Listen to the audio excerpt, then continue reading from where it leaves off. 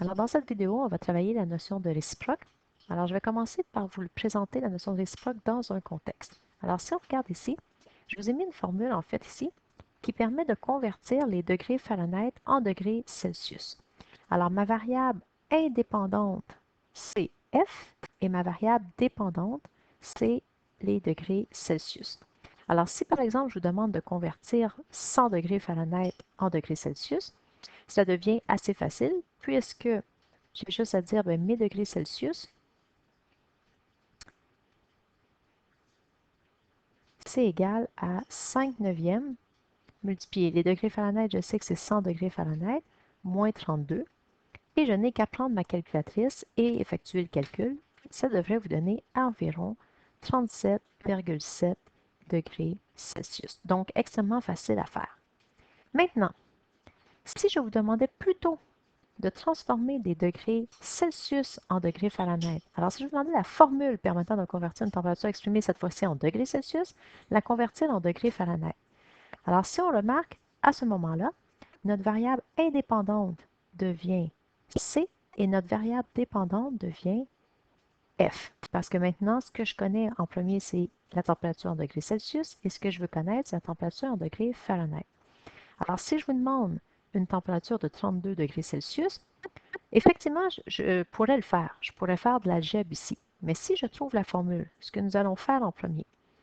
Alors, si je veux que les degrés Fahrenheit deviennent ma variable dépendante, donc je vais devoir l'isoler. Alors, je pars de ma formule qu'on m'a donnée ici.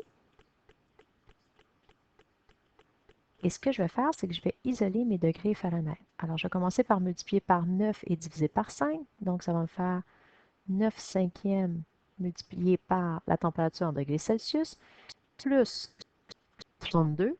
Et ça va me donner ma température en degrés Fahrenheit.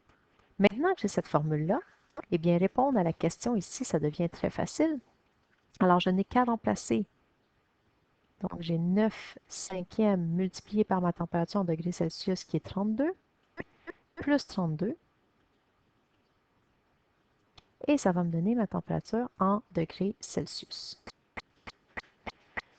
Ce qui me donne 89,6 degrés Fahrenheit. Alors, la réciproque ici, c'est de changer, intervertir la variable dépendante avec la variable indépendante. C'est ce que j'ai fait ici et là. Donc, j'ai interverti mes deux et ça m'a donné une nouvelle formule. Donc, c'est surtout à ça que ça sert dans les contextes, la réciproque. C'est en fait permettre d'avoir la formule, mais en isolant l'autre variable. Alors maintenant, allons voir ce qui se passe de façon un peu plus théorique. Alors, à partir d'une table de valeurs, vous avez déjà vu, donc, si vous avez la variable x ici et votre variable y ici, que j'ai appelée f de x, vous n'avez qu'à intervertir les deux pour obtenir la réciproque. Et la réciproque, elle est notée, on ne le voit pas très bien ici, f avec un moins 1 en exposant de x. Alors, si j'intervertis, alors c'est-à-dire que toute ma variable dépendante va devenir ma variable indépendante, et tout ce qui était ma variable indépendante va devenir ma variable dépendante. Alors, j'ai la réciproque à partir d'une table de valeurs, très facile à faire. Je peux aussi le faire graphiquement. Alors, graphiquement, j'ai déjà dessiné la droite qui correspond à cette table de valeurs ici. Okay? Alors, vous voyez que j'ai le point moins 2, 7 qui est ici. Vous avez le point moins 1, 5. Vous avez le point 0, 3. Alors, j'ai placé ma table de valeurs qui est ici. Si maintenant, je vais placer les points de la réciproque, alors en intervertissant toutes les x et les y, donc 7 moins 2. Alors, 7 moins 2, je suis ici. Ensuite, vous avez 5 moins 1 ici. 3, 0 et 1, 1. Et finalement, moins 1, 2. Alors, vous avez une nouvelle droite qui est ici que je peux tracer. Okay. Alors, votre nouvelle droite, elle est ici. Comme ça. Okay. Et si on remarque, graphiquement, qu'est-ce qui se passe? C'est que la réciproque et sa fonction de base font une réflexion par rapport à la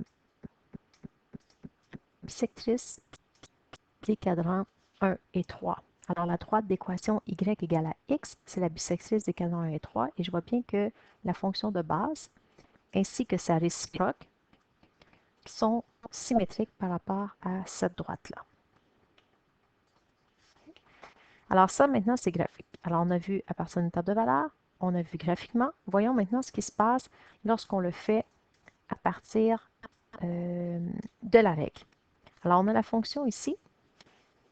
Alors, comme on a vu avec les degrés Celsius et les degrés Fahrenheit, ce que je vais faire, c'est que je vais juste changer ici pour un Y, question de faciliter l'écriture. Et maintenant, ce que je vais faire, c'est que je vais isoler ma variable indépendante parce que je voudrais qu'elle devienne ma variable dépendante. Alors, je vais faire Y moins 3 et je vais diviser par moins 2 et je vais isoler ma variable X. Bon, on n'est pas habitué de voir la variable X comme variable dépendante, alors c'est pour ça qu'on va écrire que c'est la réciproque de la fonction f et on va l'écrire x moins 3 sur moins 2. Écrit comme ça, c'est pas terrible non plus, c'est pas comme on est habitué de le voir, mais c'est tout à fait acceptable comme réponse. Normalement, le nombre négatif, on préfère le mettre au numérateur, donc vous pourriez très bien écrire la fonction comme ceci, ou si vous distribuez, donc ça va faire moins x sur 2, et un nombre négatif multiplié par un nombre négatif va faire un nombre positif, plus 3 demi. Okay? Bon, ici, là, ma droite n'est pas extrêmement précise, mais mon ordonnée à l'origine serait de 1,5, qu'on peut voir ici, 1,5 sur mon graphique là. Et la pente est de moins 1 pour 2, donc moins 1 pour 1, 2. Effectivement, ma pente est bien de moins 1,5. Alors, on peut voir la réciproque à partir d'une table de valeurs. On intervertit les x et les y. On peut le voir à partir d'un graphique et on sait que c'est une réflexion par rapport à la bisectrice des cadrans 1 et 3, donc la droite d'équation y égale à x, ou on peut le voir à partir de la règle, comme on a vu le dernier. Alors, voici les trois façons de voir une réciproque, sans oublier, bien sûr, qu'il y a toujours le contexte où on utilise aussi les réciproques.